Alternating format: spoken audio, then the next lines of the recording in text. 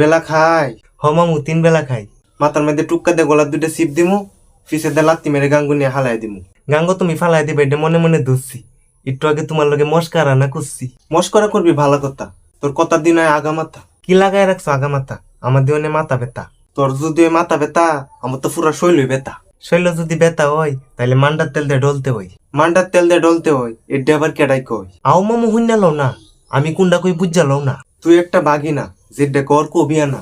বেডির নাম তো সুমনা, আর ছোট বোনের নাম রুকসানা। কি লাগাই রাখছো সুমনা, আর কি লাগাই রাখছো রুকসানা?